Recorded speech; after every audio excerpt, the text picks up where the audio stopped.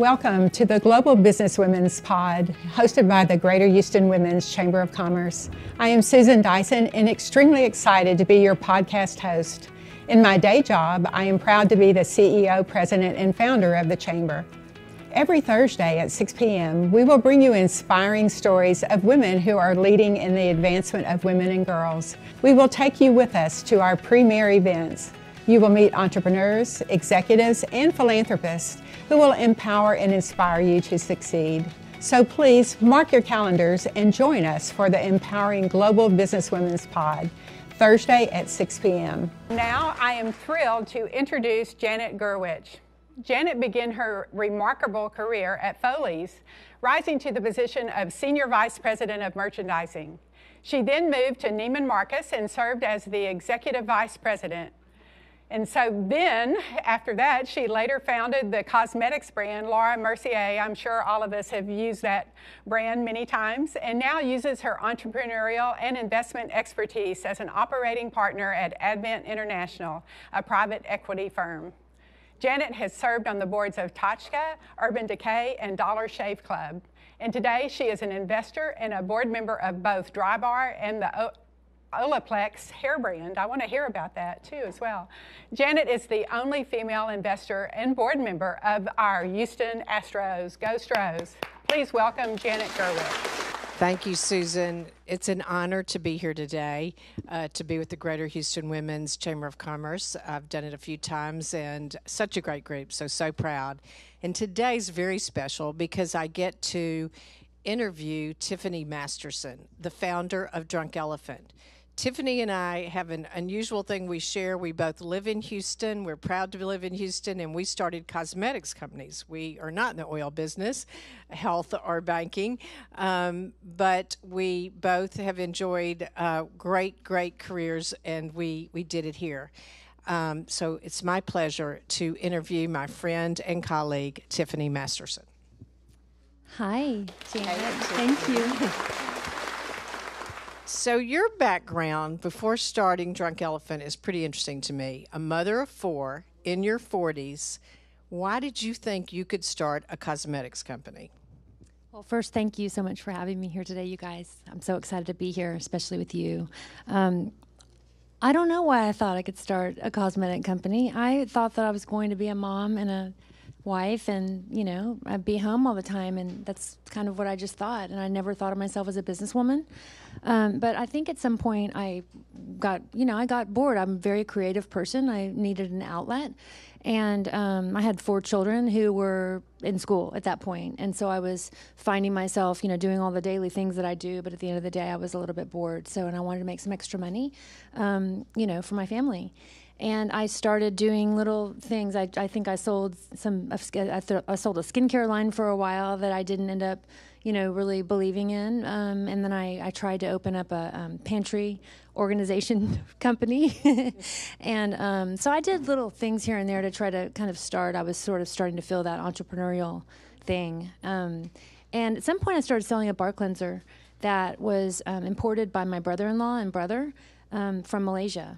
And I did that for 2 years, and really what happened throughout that process was that I learned about myself that I was fascinated with skin, the function of skin and ingredients and formulations, and obviously I'm not a scientist or a chemist, but just selling that bar and talking to people and I wanted to be super accessible to people and help them through their issues.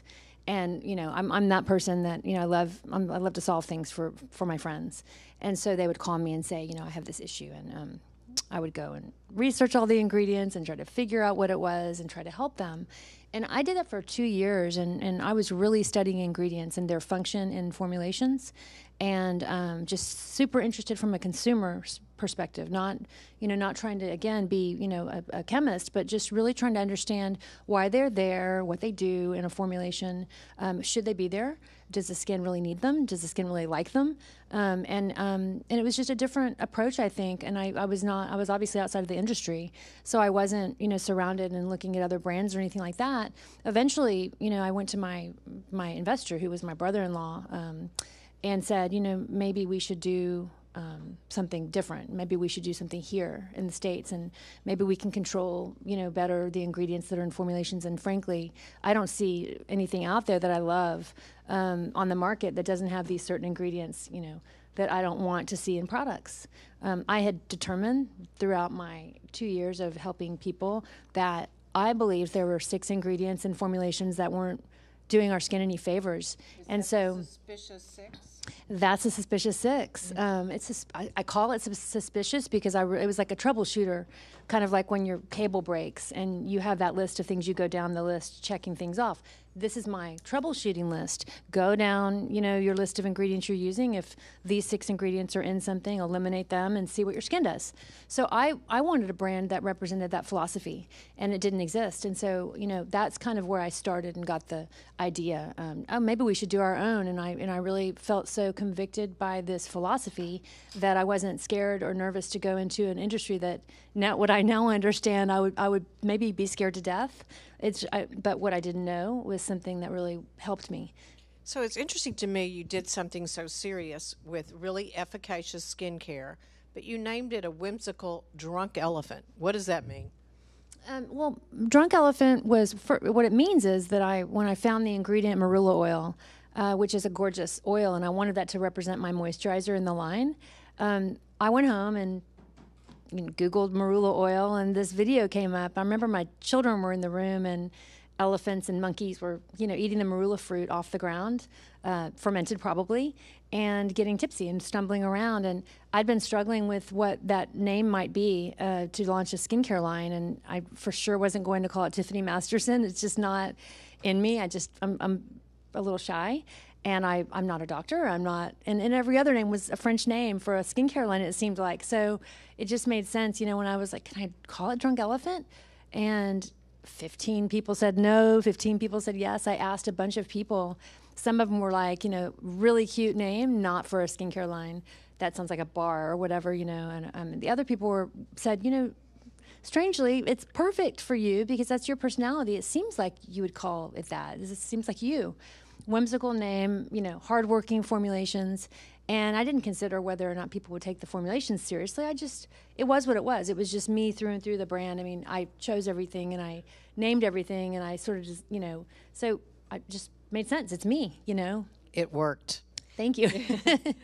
How in the beginning did you start to fund your business?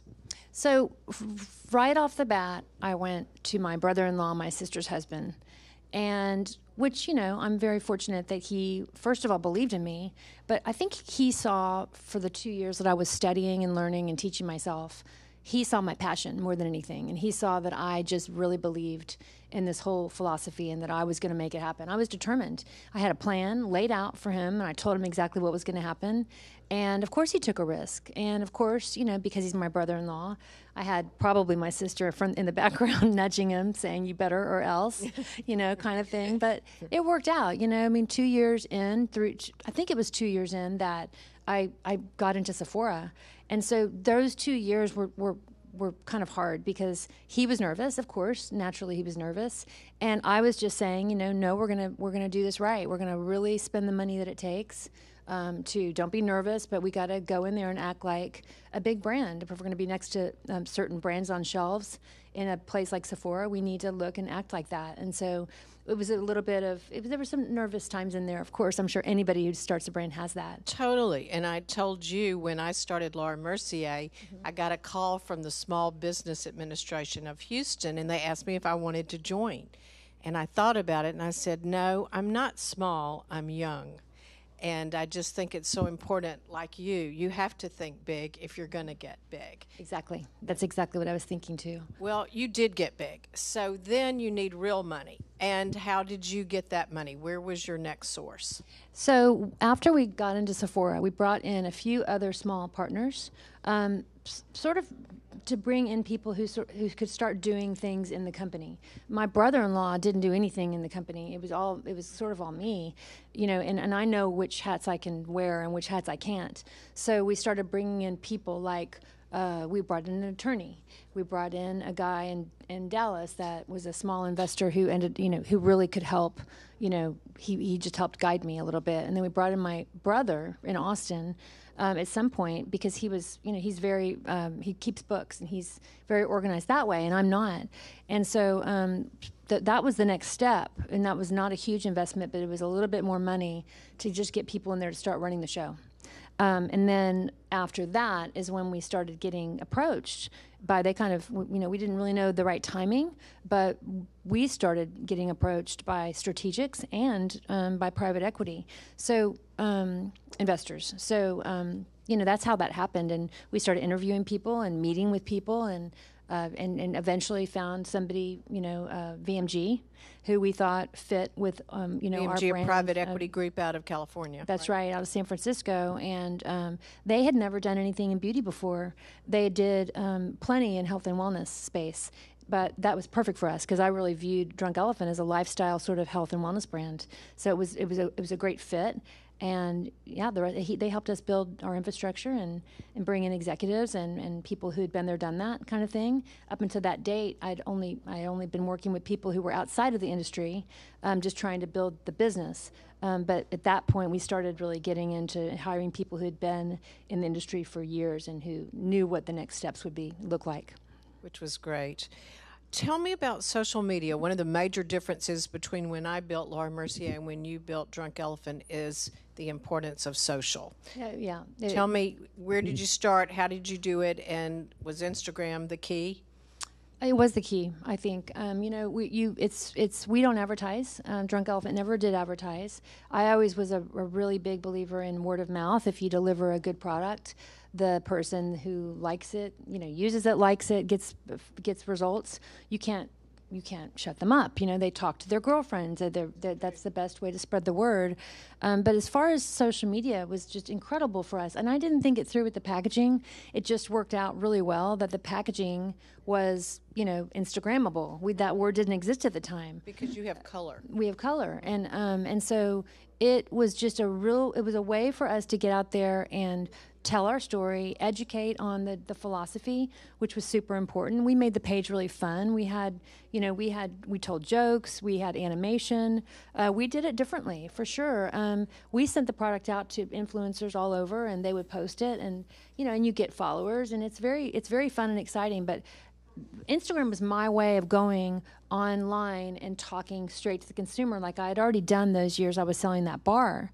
And it was my way of saying, look, every Friday I'm going to go on. You can ask me any question you want. And I made myself very open and accessible to talk about the philosophy and why this brand was different. And that attracted a lot of attention and followers. And eventually Sephora called and said, we're getting so much traffic from your brand into Sephora. And then we knew it was really working, that this fun approach to education was a little bit of a different kind of way to, and people were enjoying it and they were learning at the same time. And I think that's how we made the biggest impact.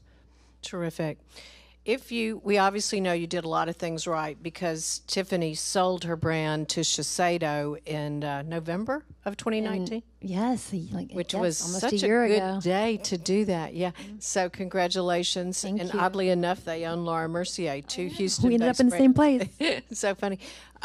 So how does your life change now that you're part of a Japanese-based company? It hasn't really changed. I mean, I was super clear before we signed anything with Shiseido and made that agreement that if I was to stay on, that it would have to stay exactly the same. I really think that when you launch something like this and the business grows and you have hundreds of people working then now, it's super important to remember where you came from.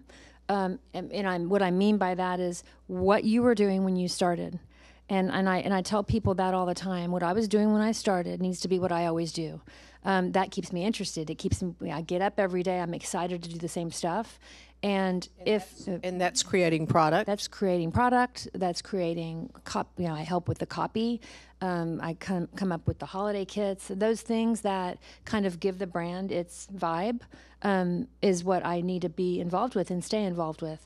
And I really was, it was very much, we have a really tight-knit team, and I chose every employee very carefully. We share values, and it's important for the brand to continue being that kind of brand. We have a list of codes and DNA, things about our brand that can never change. And so I just basically said, we've got such a team, and we love working together. I had only lost 2 people in 5 years, and 1 came back. It's a team that really loves working together. And for Shiseido to come in, if they were to come in and never change, start getting rid of people and bringing, it would change. We wouldn't be successful. And I remember sitting at a very serious lunch with the CEO and saying, "Listen, we're always going to do well if you allow us to keep doing what we've done, grow and be what we've been. Otherwise, I don't know what's going to happen." And they've honored everything we asked for. It's been really incredible and a great experience. I think you're very fortunate, and I think that's key. You obviously did a lot of things right. Give me 2 or 3 things you did, you would redo, you would do differently. I think I've said this to you before, and social media has largely been a good experience, luckily, but there's been some things that were hard for me personally, and I think opening myself up and just telling it like it is and saying things that aren't always popular to say. I mean, of course, my philosophy is a little bit controversial because I'm calling out ingredients that other brands use, So I think just opening myself up and allowing myself to get engaged in some of the negativity on social media was a mistake. Because I'm sensitive and I took it personally, and I've learned, so I've moved. I don't do that as much anymore. And then the other thing I would say is that, when you have people that you've hired and things are ticking along, if there's an issue with somebody and you feel they're not maybe on brand, or you feel maybe that they're not the best person for, to be in the environment. I'm a people pleaser, and I don't like confrontation, and I think acknowledging that and moving on and being able to remove those people is best for the company, and thinking of it as best for the company. I like to make everyone happy all the time. So I would say just knowing that and recognizing, you have to have people around you that are, so I wish I would have done that a little bit differently and been stronger. But it's all good in the end because, it's all worked out very well. So if you were talking to young female entrepreneurs out there, what would you tell them?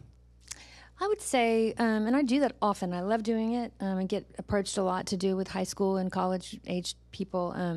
And what I tell them all the time is that if you have something that you've come up with that the marketplace needs, that you don't see that's out there, that you really have a space that can be filled, go for it. But don't look around, and don't try to go in and fit in the industry. Don't try to. If you fit in, you're not going to stand out. Follow your gut. Stay in your lane. Don't try to be someone you're not. And all of that ends up working. It's like when you decorate a house and you're not trying to match things, but you're picking them out because they're your taste. That all ends up going together.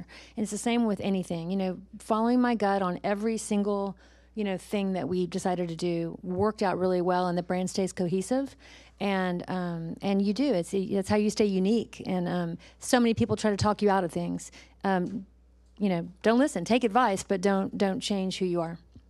Congratulations, Tiffany, on the sale of Drunken Elephant, on building such a beautiful brand, and for joining us today. Thank you so much. I love to be here. Thank you for watching the Global Business Women's Pod, brought to you by the Greater Houston Women's Chamber of Commerce. We cannot wait to see you next Thursday at 6 p.m. And remember, you can always find us at GHWCC.org.